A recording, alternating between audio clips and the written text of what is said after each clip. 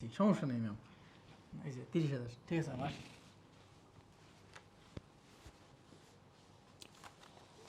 কি সব কথা বলে? 30,000 টাকার মাল কিনছে। এটা কি এমন জিনিস যেটার দাম 30,000 টাকা? এটা একটা রং, এটার দাম নাকি 5,000 টাকা। এটার দাম 5,000 টাকা। আর পলিথিনের মধ্যে কি এমন আছে যে এটার দাম 20,000 টাকা?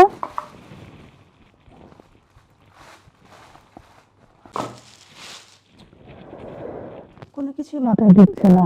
এটা কিভাবে সম্ভব? কোনোভাবে মাথায় ঢুকছে না। এই কয়টা জিনিসের দাম 30,000 টাকা। আচ্ছা, রশিদে তো দোকানের নাম্বার আছে, একটা ফোন দিয়ে দেখি।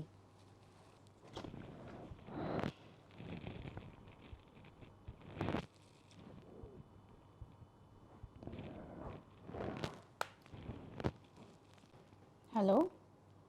জি, কে বলছেন? আচ্ছা, আপনাদের দোকান থেকে একটু আগে একটা ভাউচার নিয়ে আসছে 30,000 টাকার।